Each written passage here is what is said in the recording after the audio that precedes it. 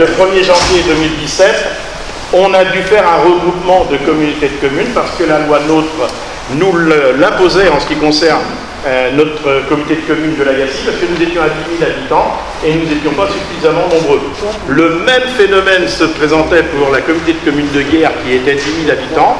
Donc à partir de là, eh bien, en discutant, en échangeant, ce qui avait été convenu avec bien sûr l'appui du préfet, de créer une communauté de communes avec Guerre, Malétroit et l'Agassi, ce qui nous fait maintenant une communauté de communes à 40 000 habitants.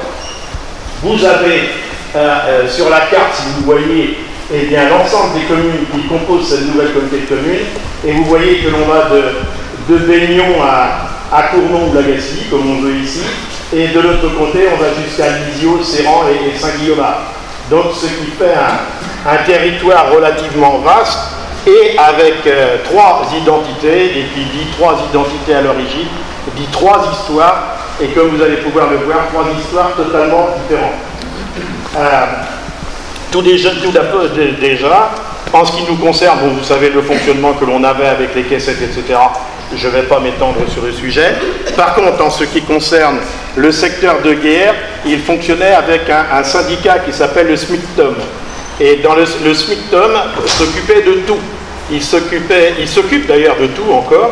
Il s'occupe du traitement des ordures ménagères et également de la collecte. Le transfert de compétences de la commune a été transféré, de la communauté de communes a été transféré dans son intégralité au SMICTOM. Et là-bas, ils ont un système de collecte qui est en porte-à-porte, c'est-à-dire comme nous, en apport volontaire pour le verre et les journaux, et ils sont également en... j'ai besoin de votre aide, en redevance incitative. Merci Jean-Luc. En redevance incitative. Alors vous voyez, nous on a notre histoire, eux ils ont leur histoire, et en plus de cela, il y a l'histoire de la CCDOM, c'est-à-dire l'ancienne communauté de communes de Malétroit, où là ils sont tous en apport volontaire. C'est-à-dire qu'ils apportent dans des bacs, eh bien, que ce soit leur ordure ménagère, que ce soit le tri, que ce soit le verre et que ce soit les journaux. Donc c'est encore une autre démarche. Donc là, par rapport à la loi, on doit eh bien, faire en sorte d'harmoniser les choses dans un délai qui est très court. Alors en ce qui concerne la communauté de communes, il y a eu bien entendu une commission qui a été créée, et à l'écran vous avez les représentants eh bien, des différentes communes. En ce qui concerne le vice-président, comme vous le voyez, c'est Daniel Brûlé, qui est maire de Saint-Congar. Il y a pour la commune de Carentoire Loïc Herby qui représente la commune. En ce qui concerne Cournon, Jean-Pierre Robert. Votre serviteur en ce qui concerne l'Agassi. Saint-Martin, Jean-Luc Madeus, étant donné qu'il est là, je vais lui demander de se lever, Jean-Luc. Et en ce qui concerne la commune de Tréal, Nathalie Jouan, qui est à ses côtés et qui va pouvoir également se lever. Donc on a également, on travaille beaucoup et il ne peut pas être avec nous ce soir avec Philippe Amet, qui est adjoint à la mairie de Guerre et qui s'occupe particulièrement des ordures ménagères. Et lui également, il est vice-président du SMICTOM, donc il a une très très bonne connaissance de leur fonctionnement. Il est toujours intéressant quand il y a des questions, eh bien qu'il puisse répondre sur leur fonctionnement. Alors maintenant on va attaquer le vif du sujet. Avant de l'attaquer, parce que là j'ai parlé des élus, mais je vais présenter nos 2 représentants du personnel de la communauté de communes. Il y a Camille que vous connaissez, puisqu'elle travaille à la ville aux aînés, elle était à la communauté de communes du pays. Il faut que tous les élus s'approprient de ce qui est pratiqué ailleurs, et ensuite, à partir de là, avec la connaissance de tout ce qui se passe, eh bien, on avance et on essaie de trouver une harmonisation qui correspond à tout le monde. Alors, le point suivant, c'est une loi également qui concerne la loi de transition énergétique pour la croissance verte. Alors, ce point, il est hyper important à comprendre pour chacun d'entre nous. C'est-à-dire qu'aujourd'hui, en ce qui concerne nos ordures ménagères, on a nos ordures ménagères qui représentent un grand volume et on a notre tri qui représente un volume qui est moindre. Et vous allez voir à travers les explications que l'on va faire, c'est que vis-à-vis de cette loi, eh bien, l'objectif, il est d'inverser les choses. C'est-à-dire que le tri prend énormément d'ampleur et vous verrez que dans les ordures ménagères résiduelles, il restera pratiquement plus rien. Alors, la loi NOTRe, on doit s'adapter. La loi de transition énergétique pour une croissance verte, on doit s'adapter également. On a la sécurisation des tournées. Parce que là également, il y a eu des accidents, et des accidents très graves, voire mortels, qui ont fait que, eh bien, automatiquement, les services d'État, eh bien, ont sorti des lois que l'on doit appliquer. Alors après, bien sûr qu'on ne va pas avoir un gendarme qui va être derrière nous à savoir si on fait ou on ne fait pas les choses. Mais par contre, un jour, si on ne fait pas, et puis qu'on se retrouve avec un accident et qu'on n'a pas mis en place la réglementation, à partir de ce moment-là, pas bon du tout, et automatiquement, au niveau de la population, au niveau des médias, au niveau de tout le monde, et à juste titre, tout le monde serait donc en mécontentement. Donc là, on est obligé de tenir compte de ça, et l'amélioration des conditions de travail, parce que nos agents, eh bien, pour avoir rencontré personnellement, il y a déjà quelques années, la mienne, trouvaient que le système, il était relativement pénible, parce que les agents devaient monter, devaient redescendre, donc très fréquemment dans la journée, donc cela rentrait dans la pénibilité des agents, mais également devaient porter énormément, et on avait des agents qui avaient des problèmes au niveau des épaules et des problèmes de dos. Donc c'est pour cela qu'il y avait une alerte au niveau de la médecine du travail, qu'il fallait quand même réfléchir et voir comment on pouvait améliorer les choses. On avait trouvé une solution avec un petit camion qui avait un système d'ascenseur, mais vous comprenez que cela devenait compliqué d'appuyer sur le bouton redescendre de façon permanente tout au long de la journée. Donc c'était difficile à l'utilisation. Donc si bien que voilà, le territoire est planté, on a ces 4 points qui nous étaient imposés, à laquelle on devait réfléchir et on devait essayer de trouver le meilleur système possible. Alors avec un objectif qui est d'ailleurs de trier encore plus les emballages. Là je ne surprends absolument pas parce que c'est la volonté des uns et des autres, de chacun d'entre nous. Alors on va aborder la valorisation des nouveaux déchets. Dans un deuxième temps, on va aborder le maintien de la collecte en porte-à-porte parce que, alors peut-être que certains d'entre vous, vous allez nous le reprocher, mais nous, en ce qui nous concerne, vous avez vu la commission tout à l'heure à l'écran, nous on était tous unis pour dire que l'on voulait garder impérativement le système en porte-à-porte.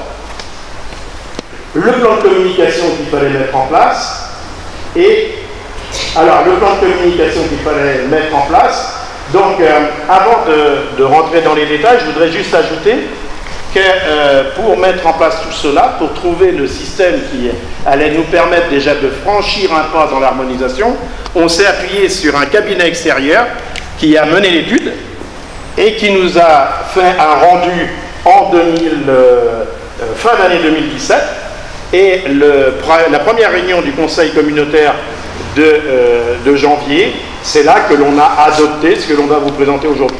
Donc après, eh bien, tout ce que vous voyez, tous ces points-là, le plan de communication entre autres, eh bien, on a dû bâtir ça tout au long de l'année pour vous le présenter en cette fin d'année. Alors dans le détail, aujourd'hui, vous voyez que dans les emballages, on avait l'ensemble de ces produits. Et ça, c'était dans la caissette jaune. On est d'accord? Et demain, eh bien, on pourra mettre l'ensemble de ces emballages. Donc, ce qui va faire un volume beaucoup plus important. Et dans les années 2014-2015, quand je rencontrais l'ADEME et l'éco-emballage, ils me disaient, de toute façon, votre système, il était bien, il était super, mais il arrive à sa fin. Arrivé un moment, eh bien, vous ne pourrez plus, ce sera plus suffisant d'avoir la caissette parce que, étant donné que vous allez devoir faire plus de tri, la caissette ne suffira pas. Et quand on regarde avec l'ensemble de ces volumes, eh bien, il est clair qu'on était obligé de mettre une deuxième caissette, voire une troisième caissette chez les gens parce que pour faire le test actuellement, je suis en train de faire le test, c'est impressionnant quand on voit ce que l'on met dans la caissette, ce que l'on met aujourd'hui, ce que l'on mettait hier, et ce que l'on va mettre dans le bac demain, c'est impressionnant le changement de volume. Tout ce qui est alu passe en tri, tout ce qui est, disons, des barquettes d'escalopes de dinde ou de jambon blanc, les pots de yaourt, tout passe au tri. Alors par contre, l'avantage qu'il y a, c'est beaucoup plus simple qu'avant, parce que quelquefois vous deviez être comme moi en disant, j'ai mon produit, est-ce que je le mets dans la caissette ou est-ce que je le mets dans le bac des ordures ménagères? Que là, eh bien, vous allez voir au fil de la présentation qu'on met une très grosse partie de nos emballages dans le bac. Donc vous voyez le bac jaune, c'est celui-ci, et il vous sera remis à chacun d'entre vous. Donc vous l'aurez gracieusement, et vous voyez qu'il est de grande taille, mais je vous assure qu'il sera très vite plein. Alors vous allez me dire, ben oui, mais notre caissette, bon, on va en parler tout à l'heure, mais l'avantage du bac, c'est que quelquefois on nous disait, votre système il est bien, mais par contre quand il pleut c'est embêtant, parce qu'il n'y a pas de couvercle sur la caissette. Et on nous disait aussi que la caissette, quelquefois elle faisait son poids et il fallait la porter. Que là, eh bien on a un couvercle qui va répondre à ce phénomène, et on a les roues qui va faire que le transport est facilité. Donc voilà par rapport à notre tri sélectif. Donc vous voyez, là on a énormément de produits qu'on va mettre dans le bac en plus de ce que l'on peut voir. Deuxième point, les ordures ménagères résiduelles. Vous le voyez à l'écran, en ce qui concerne les produits qui vont être dans le bac, eh bien on a très très peu de produits. Il y a tout ce qui concerne les os, etc. Eh bien là, est-ce que c'est possible de remonter le... Non, on ne peut pas, Roland. On a, Dominique a essayé tout à l'heure.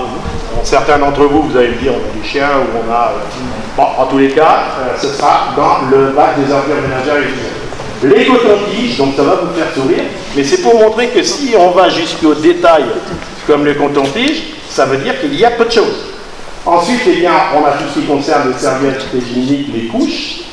Alors, vous voyez que là également, tout le monde n'a pas de cette consommation. Donc, on a très très peu de produits que l'on met dans le bac vert.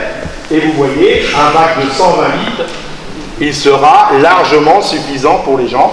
Moi, personnellement, je suis sûr que vous allez vivre la même chose que moi. J'ai demandé à Dominique et à Camille, j'ai dit, attendez, mais j'ai mis que ça dans mes ordures ménagères. Il y a certainement quelque chose que j'ai tout loupé. Ben non, ils disent non, c'est exactement ça. Et c'est très très peu, très très peu. Je vous assure que maintenant, moi, le bac, je ne sais pas à quelle fréquence je pourrais le déposer, mais à la limite, comme c'est un bac de 240 litres, je pourrais le déposer qu'une fois tous les 6 mois. Donc là, vous voyez que... Comment ?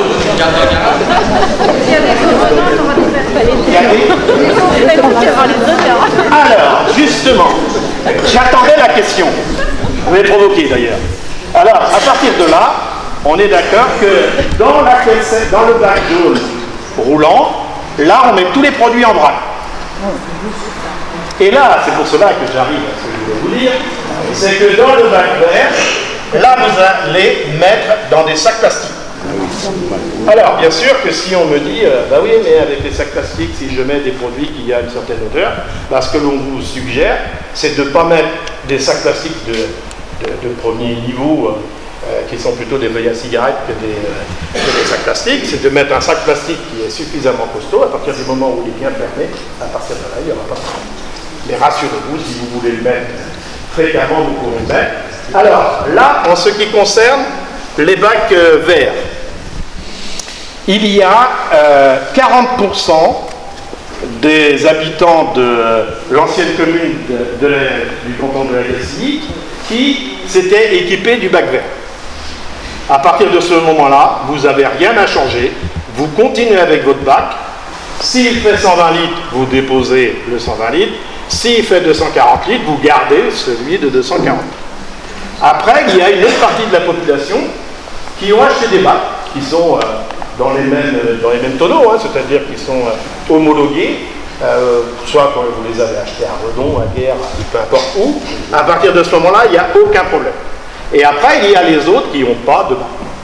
Alors là, on a pris la décision de dire que les bacs allaient être payants.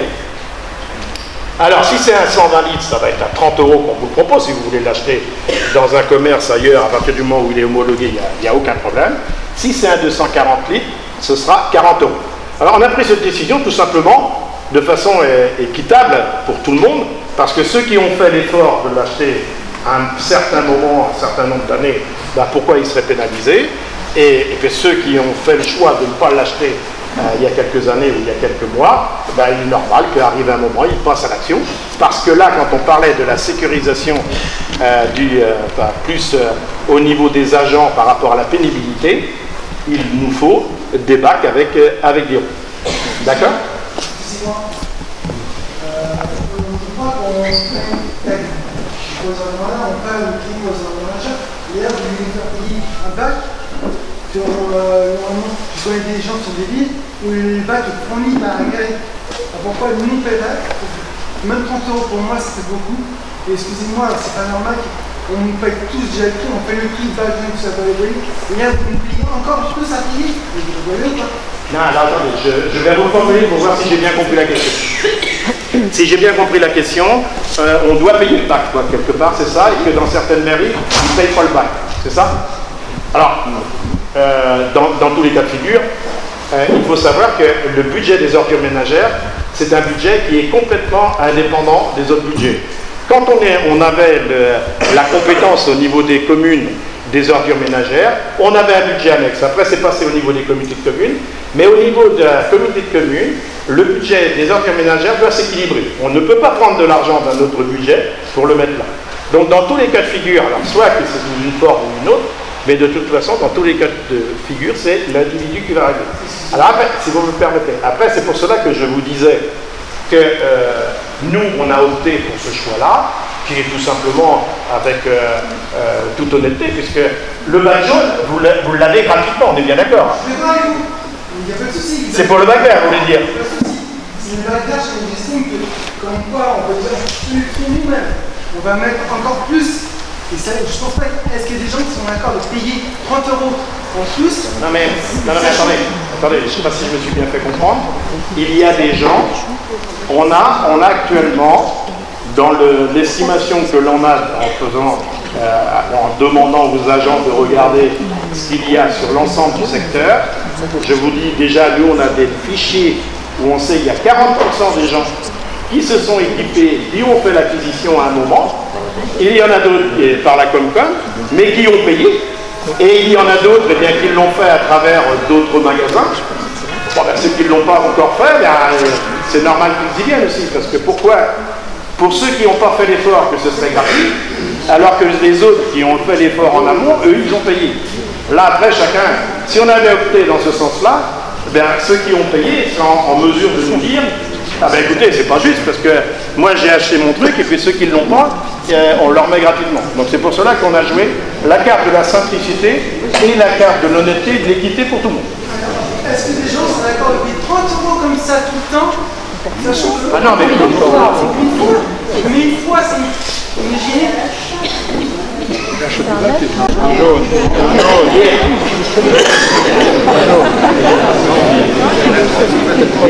je savais que j'allais avoir une réaction. Donc, avant-hier, on mettait les bouteilles de verre, et aujourd'hui, on est obligé de les amener en apport volontaire. Alors, les journaux, c'est la même chose. Pourquoi? Tout simplement, quand je vous disais que l'ADEME et l'éco-emballage me disaient que notre système, il était amené à disparaître, parce qu'il avait la particularité, et c'est pour cela qu'on l'avait choisi, et c'est pour cela qu'on en était fiers, c'est que le tri se faisait au camion. Donc à partir de ce moment-là, les gens voyaient que eux, ils faisaient l'effort du tri, et ils voyaient que le tri se terminait au camion. Après, cela partait au fougeraire, et après, ça partait directement chez des prestataires qui allaient transformer les différents produits. Et ce qui se passe aujourd'hui, c'est que dans un premier temps, il y a eu la compétence traitement des ordures ménagères qui était sous l'égide de la préfecture. Après, c'est passé au conseil départemental, et maintenant c'est au niveau de la région.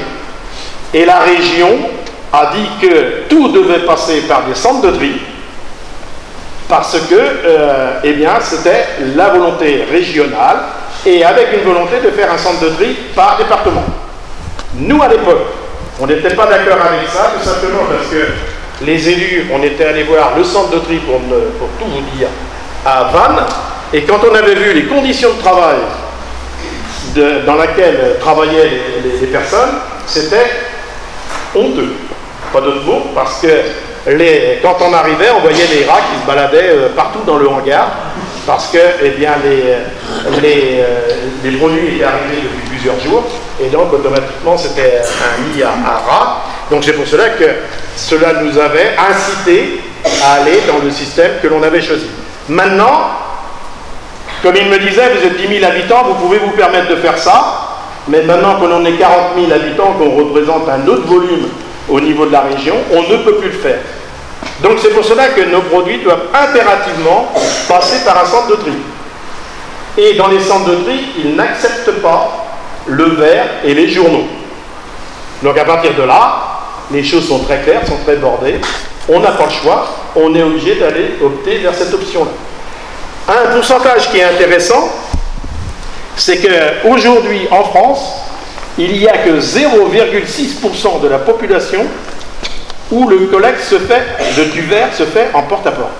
Donc vous comprenez que quand on est un pourcentage comme cela, la volonté c'est de faire en sorte que très rapidement, tout le monde devra faire le geste d'aller apporter au conteneur les verres et les journaux. Donc voilà pourquoi on a été obligé d'aller dans ce sens. C'est tout simplement la réglementation à travers la volonté du traitement au niveau de la région pour passer systématiquement au niveau des centres de tri. Et l'autre jour, étant donné que c'est notre 5e réunion ce soir, sur Cournon, je crois, que c'était, ou Saint-Martin, il y a une dame qui était présente, Cournon, je crois, il y a une dame qui était présente et qui nous parlait du centre de tri Paprec qui est à Rennes, qui est tout récent, qui est tout moderne, elle dit pour l'avoir visité que c'est nickel, les agents travaillent dans d'excellentes conditions, donc c'est là que l'on voit l'évolution.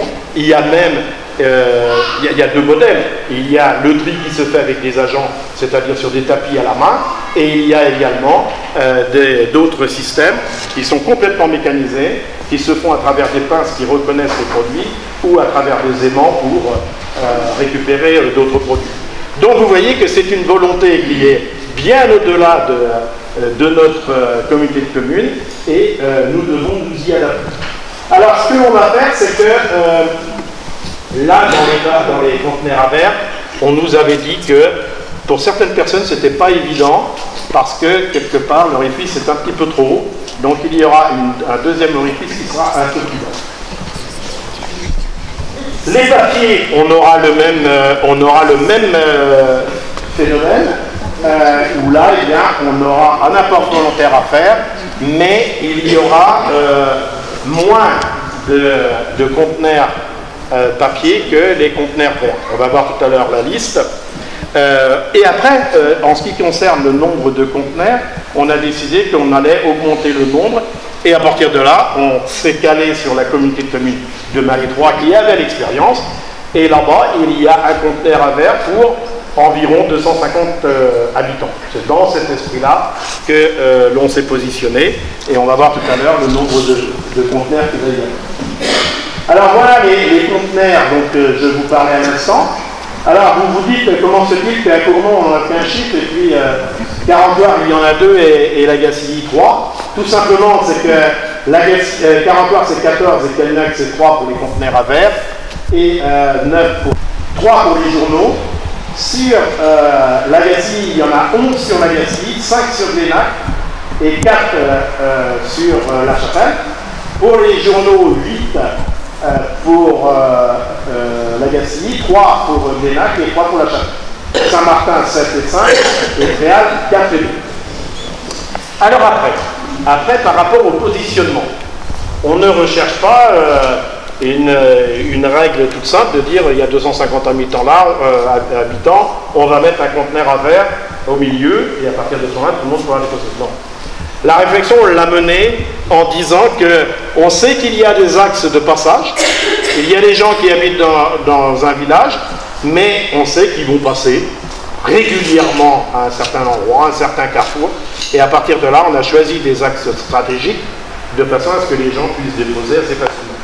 Et puis, si j'habite Carentoire et que je passe régulièrement à un carrefour sur Saint-Martin ou sur la Chapelle, rien ne m'empêche de le déposer dans le conteneur que je vais rencontrer le plus proche de chez moi.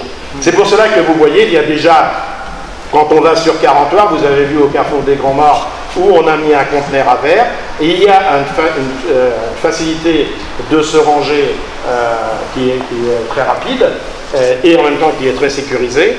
Donc à partir de là, on sait qu'il y a énormément de gens qui peuvent passer là. Donc on joue plutôt cette carte-là au niveau du choix. Alors après, ce sont des conteneurs, que ce soit pour les verres ou les journaux, qui ne seront pas fixes. Donc si on voit qu'on passe partout, et puis parce qu'on aura un camion qui passera, ou qui passe déjà, et qui récupère les verres, si on voit qu'il y a des conteneurs qui sont pleins à craquer, à la limite il y a même ce qu'il ne faut pas faire, hein, je ne vous encourage pas à le faire, mais qu'il y a des caisses qui sont à côté et qu'il y a un conteneur à côté où il n'y a pratiquement rien dedans, bah, on réfléchira à dire son emplacement il n'est pas judicieux et on essaiera de voir pour le déplacer, pour le mettre dans un endroit plus qu'il soit bien plus facile pour tout le monde. Beaucoup d'entre vous ont un composteur, soit que vous avez eu l'occasion de l'avoir quand on avait fait la distribution avec le comité de commune, vous êtes venu en chercher un. Donc on a bien sûr tous ces produits que vous voyez à l'écran, pour le café, etc., etc. Tous les déchets les ménagers, les fruits, les légumes, etc. Donc que l'on peut mettre également dans le composteur. On encourage bien entendu le composteur au maximum. Donc voilà le modèle qui a été choisi pour l'année 2019. On va en parler à partir du nombre de camions. Alors en ce qui concerne le plan de communication, je vous disais que la décision avait été prise, de tout ce que je viens de vous présenter, ça avait été pris au début de l'année 2018. Et donc on a commencé à réfléchir à voir comment on allait communiquer. Est-ce que l'on allait communiquer uniquement par la presse? Est-ce qu'on allait communiquer par d'autres moyens? Et on avait jugé très important de faire des réunions publiques de façon à pouvoir partager avec l'ensemble de la population et en même temps répondre aux différentes questions. Donc c'est pour cela qu'on a fait une réunion publique. On a commencé par Cournon, on a continué sur Saint-Martin et ensuite Carentoire et la dernière c'était à Tréal. Et on termine ici aujourd'hui où on a eu beaucoup de monde, ça montre qu'il y avait un intérêt, parce qu'on a eu à peu près entre 80 et 80 personnes à Cournon, une centaine à Saint-Martin, 120, 130 à Carentoire, et il y avait à peu près 80 à 90 personnes, Nathalie, à peu près 70-80 à Tréal. Et là, on avait mis, on a 150 chaises, donc vous voyez, ils sont toutes utilisées, et il y a des gens qui sont debout. Donc de la réunion, on est plutôt à 160-170 personnes. Alors à partir du 1er janvier jusqu'à la fin mars, eh bien là on va expliquer le nouveau modèle. Des agents vont passer vous voir, et à partir de ce moment-là, ils vous réexpliqueront et ils expliqueront à ceux qui n'ont pas eu l'information. Ils donneront systématiquement le bac jaune, ils regarderont si le bac vert correspond ou pas, et à partir de ce moment-là, il y aura un échange. Et il y aura, comme vous le voyez, un questionnaire que vous aurez la possibilité de remplir, que l'on va vous demander de remplir. Ce sont des choses toutes simples, mais que l'on a besoin, c'est-à-dire nom, prénom, le nombre de personnes, du moment, parce que ça évolue. Et il y a aussi les numéros de portable et les adresses mail également, qui sont hyper importants pour nous, et on va en parler tout à l'heure. Et donc, justement, je vous disais qu'on allait en parler maintenant, parce qu'on a rencontré un problème cet été, c'est-à-dire qu'on a eu le même jour 2 camions du tri qui sont tombés en panne. Ils sont tombés en panne, enfin il y en a un qui est tombé en panne et l'autre qui a eu un accident. Donc les deux étaient inutilisables et pas sur une petite durée, c'était sur une durée de 4-5 mois minimum. Donc vous voyez que par rapport à ce que nous on avait décidé en amont, je vous rappelle c'était au début de l'année, on a dit c'est pas la peine d'aller réparer ces camions. Donc on va tout de suite embrayer sur la nouvelle démarche.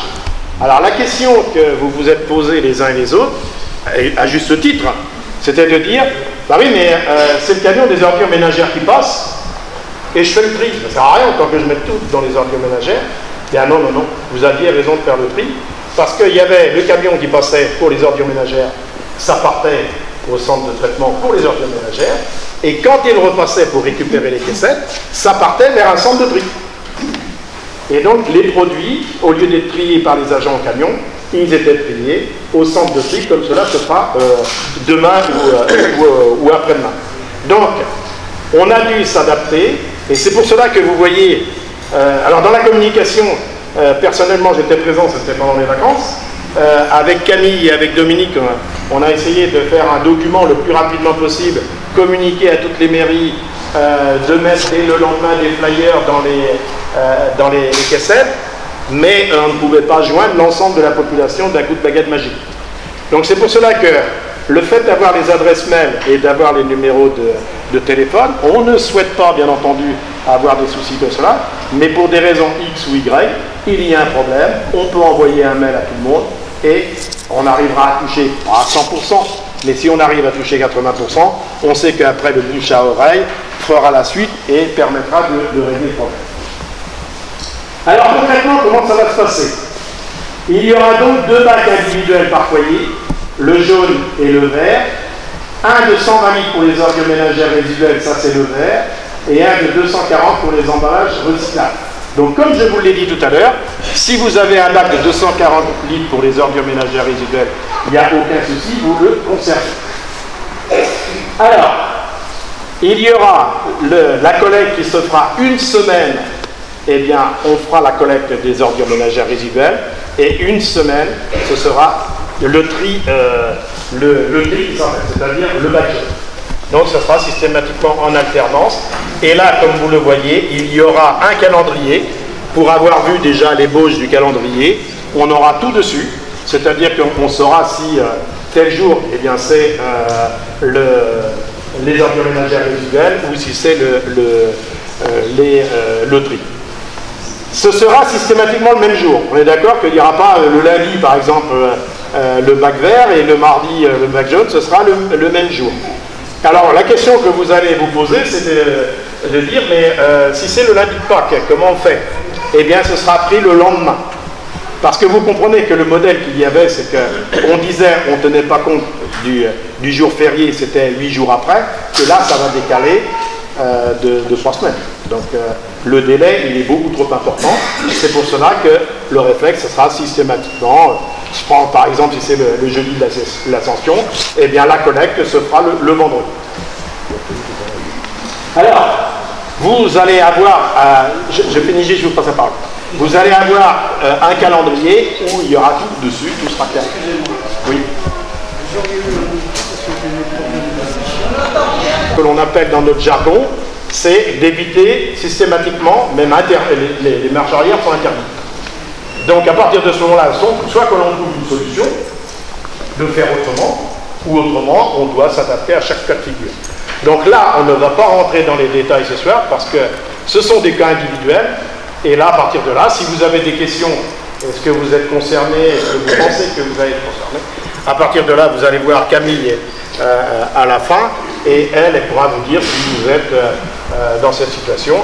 Comme je vous dis, chaque cas est différent, parce qu'on essaye de trouver la meilleure solution possible avec chaque individu. Les conditions de travail, automatiquement, elles vont changer, parce que là, il n'y aura plus de caissettes à porter, ce sera directement le transport et on accroche la griffe, et à partir de ce moment-là, eh bien, ça baigne dans le camion. Alors vous allez dire, ben ouais, mais aujourd'hui, c'est pas ce qui se passe, parce qu'ils lèvent le bac, et puis ils prennent le sac, et puis ils le mettent dans la benne. Alors, vous avez raison, quelque part, parce qu'on sait que c'est pratiqué, mais là, Dominique et Camille ont bien entendu les différentes remarques, et là, c'est à notre niveau qu'il y a un travail de formation et d'accompagnement auprès des agents pour leur interdire de pratiquer de cette façon, et de leur dire de pratiquer de la façon à ce que ce soit le plus confortable possible. Donc, vous voyez que par rapport à ce que l'on avait comme objectif de départ, c'est-à-dire, eh bien, trouver une solution pour faire plus de tri, nous, on était dans la démarche de garder impérativement le porte-à-porte. Donc vous voyez qu'on n'a pas pu aller plus loin par rapport aux verts et aux journaux parce qu'on n'avait pas de moyen d'y aller. Et en ce qui concerne la sécurisation des tournées, eh bien, on n'a pas encore finalisé, mais on y travaille de façon très régulière et avec une volonté d'aller vite. Et en ce qui concerne les conditions de travail, nous avons réglé le problème. On a donc l'extension des consignes d'office, c'est ce que je vous disais. Donc là, on aura donc les bacs individuels. Quelque part, je vous ai dit cette slide-là avant, avec une collecte par semaine, donc on ne perd pas nos repères. Après, eh bien, ce sera de jongler entre les bacs. Je vais trier plus. Et en plus, eh bien, je vais pouvoir garder ma cassette jaune. Vous allez pouvoir la garder, ou là, eh bien, vous allez pouvoir l'utiliser pour mettre des journaux et des verres, et à la limite pour l'amener vers les différents conteneurs comme vous le voulez. Et bonne nouvelle, la déchetterie. La déchetterie de Carenfoire, on avait cette demande-là depuis très très longtemps. Alors, il y a une question qui est régulièrement posée, c'est en ce qui concerne la déchetterie, ben, ça ne doit pas coûter cher par personne. La déchetterie coûte, alors c'est 23 ou 24 24 € par personne. Donc vous voyez que si je suis un couple, dans votre redevance, il y a déjà 48 € que vous devez vous dire. Eh bien, dans ma redevance, il y a 48 € qui servent uniquement à payer la déchetterie. Parce que ben, nous avons des frais, étant donné qu'il y a tous des produits, des encombrants, etc., qui sont détruits, et à la tonne, ça coûte excessivement cher. Alors après, quelquefois, puisque je suis parti dans les chiffres, quand on entend, par exemple, oui, bien au prix où on paye, eh bien ça ne sert à rien de payer, moi je mets aux ordures ménagères. Mais à chaque fois que vous faites cette démarche-là, vous savez que si vous mettez dans les ordures ménagères, ça va coûter 2 fois plus cher que si vous le mettez dans le prix. Donc après, vous voyez, des chiffres comme cela, c'est une certaine résonance et il faut en tenir compte. Donc c'est pour cela que, pour revenir à notre déchetterie, eh bien à partir du 1er avril, on me l'a fait les réunions précédentes, est-ce que c'est un poisson d'avril? Ce n'est pas un poisson d'avril. Eh bien la déchetterie sera ouverte le lundi après-midi de 13h30 à 18h. Alors pourquoi de 13h30 à 18h? Eh bien tout simplement, comme vous le savez, le samedi, il y a énormément de personnes qui viennent à la déchetterie, donc on se réserve le lundi matin pour que eh bien, les conteneurs partent pour être vidés, de façon à ce que quand les gens arrivent l'après-midi, eh bien tous les caissons sont vides. Voilà, c'est en porte-à-porte. La démarche est totalement différente.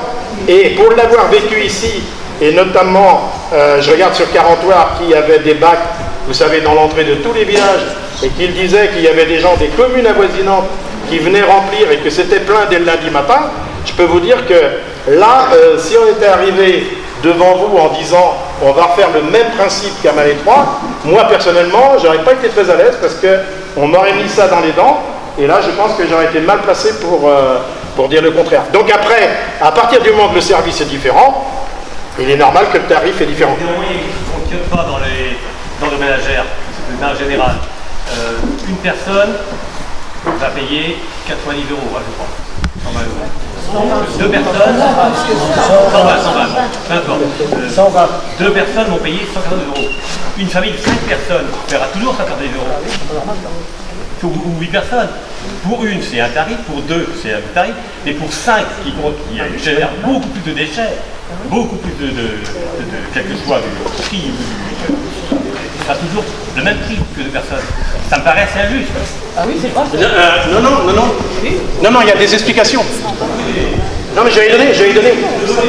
Oui, mais alors, là, on peut retrouver le même phénomène en tout. C'est-à-dire qu'une personne seule va dire, moi, eh bien, écoutez, j'ai un certain âge, je ne reçois personne, etc., j'ai très peu d'ordures ménagères. Il y a quelqu'un qui reçoit beaucoup à côté, qui a les enfants qui passent tout le temps, le volume sera complètement différent. Il y a des personnes qui sont en résidence secondaire. Alors pourquoi moi je vais payer 90 €, je viens 2 fois l'année? Ben oui, mais il y a une autre résidence secondaire à côté, ils viennent tous les week-ends.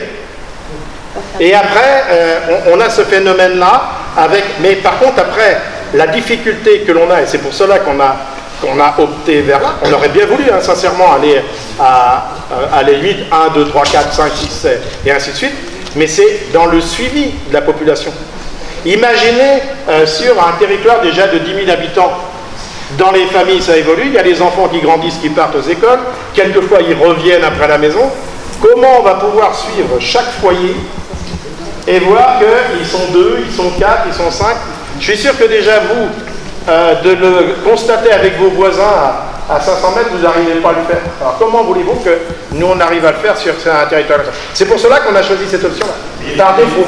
Il y a des communes, par exemple, qui ont Questenberg, entre autres, facture à la levée, un nombre de levées. Voilà. Oui, non, mais attendez, c'est là, parce que là,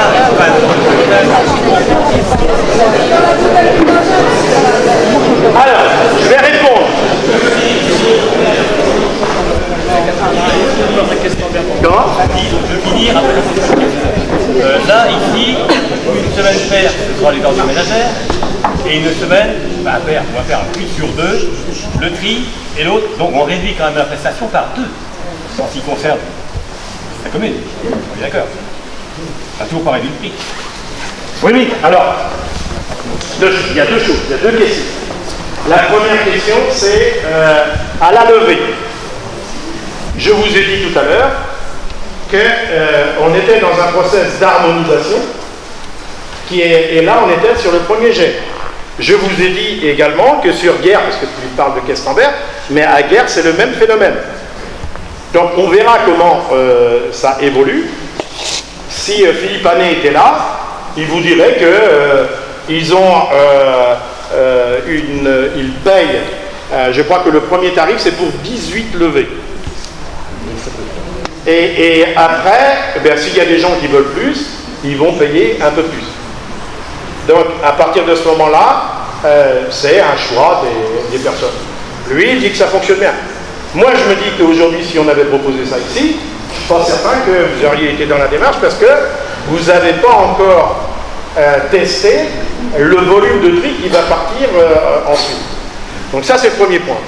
Le deuxième point, qui est à partir du moment où on a un passage tous les 15 jours. À partir de ce moment-là, ça devrait coûter moins cher. Moi, j'ai jamais vu quelque chose qui baisse déjà. Et après, il ne faut pas oublier qu'on a eu quand même une étude à faire, que l'on a payé un cabinet extérieur, et vous savez que ça coûte cher. Donc il faut l'amortir, cette étude. D'autre part, au niveau des camions, il va nous falloir plus de camions, et on a des camions qui arrivent en fin de vie. Donc à partir de ce moment-là, il faut qu'on investisse. Actuellement, on a 3 camions en commande, c'est ça? 4 camions en commande. Alors vous allez dire, mais ben oui, il faut bien les renouveler. Et après, on a les caissettes jaunes, les bacs jaunes, il a fallu investir. Et là, je peux vous dire que Jean-Luc et Nathalie, Loïc, je l'ai aperçu tout à l'heure, ça c'est... Ah, il est là-bas. Ça s'est pas passé aussi simplement, parce que quand il fallait dire à nos amis de Guerre et à nos amis de Malétroit, le bac jaune, on ne les fait pas payer aux gens. Hein. Ça rentre dans le pot commun. Les gens de Malétroit et de Guerre, ils vont payer les bacs jaunes comme nous. Et après, il faut qu'on arrive à avancer vers une harmonisation du tarif. Là, la décision qui a été prise pour l'année 2019, en ce qui nous concerne, pas d'augmentation. Et par rapport à Malétroit qui joue le jeu, ils vont avoir une augmentation alors qu'ils n'ont aucun changement. Il y a moins d'augmentation, mais il y a 2%. Ils vont passer toutes les semaines avec les mains, avant ils vont passer une fois tous les jours. Effectivement, il y a pas d'augmentation. Il y a quand même c'est moins. Oui, mais Jean-Yves, comme je l'expliquais, c'est que, étant donné qu'on a des investissements à côté, et attention, attendez, j'ai pas fini, on a d'autres investissements à faire, c'est en ce qui concerne la déchetterie à Carentoir. Parce qu'on a une volonté d'améliorer déjà au niveau de l'accueil à la déchetterie, parce qu'on a un gros travail à faire, et également, on est dans une dynamique d'aller encore plus loin dans le prix, de façon à ce qu'en finalité, on diminue les coûts. Donc, après, le budget, il ne faut pas le voir aussi en disant, il y a un passage, il y a des frais qui sont toujours là, Élu à Carentois, une partie du collectif s'est effectivement rebellé un petit peu par rapport à ce qui s'est passé cet été. Donc ce qui aurait été bien effectivement, c'était non seulement d'écouter quand on s'est rencontré avec Daniel Brûlé et Dominique, mais aussi d'entendre les réclamations de la population, à savoir que jusqu'au 31 décembre, tous les habitants et les 5000 foyers du territoire de l'ancien pays Lagacy ont payé pour un service qui était établi du 1er janvier au 31 décembre. Les gens ont payé au mois de juin pour un service qui était donc échu et à échoir. Et il aurait été très intéressant de considérer qu'effectivement, du mois d'août jusqu'au mois de décembre, il y ait une indemnisation par rapport à un service qui n'était plus rendu, puisqu'il n'y a plus de porte-à-porte par rapport au verre et au papier. Bien d'accord? Donc, vous avez clairement décidé le 15 octobre dernier à Missiriac que vous n'alliez pas indemniser les 5000 personnes qui sont impactées quand même quelque part sur l'année 2018. Il y a des vérités. Il y en a aussi une autre, c'est que consciemment les gens pourraient dire mais bon, puisqu'on ne nous a pas payé le service, ben, on ne paiera pas non plus une partie du service de l'année prochaine. Alors, ça aurait été bien quand même d'écouter un petit peu les gens par rapport à ça, Thierry. Oui, le petit aparté à la fin, parce que c'est ce que j'ai dit à Roland, à notre réunion à Carentois que l'on avait la semaine dernière. Dis donc, Roland, tu y tiens, hein? Puisqu'à Missiriac, déjà, on vous a répondu. À Carentois, on vous a répondu. Heureusement qu'on a pas notre réunion publique la semaine prochaine, sinon tu seras encore là. Bon, je vais redire une fois de plus. Je vais répondre une fois de plus à la question, qui est toute simple. Après, il ne faut pas tout mélanger, Roland. On est d'accord?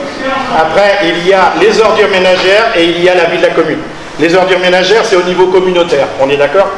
Quelquefois, il pourrait y avoir des troubles par là-dessus, qu'on est en droit d'imaginer et que beaucoup comprennent les choses dans ce sens-là. Tu comprendras ce que je te dis. D'autre part, par rapport au service qui est rendu, le service, il a été rendu.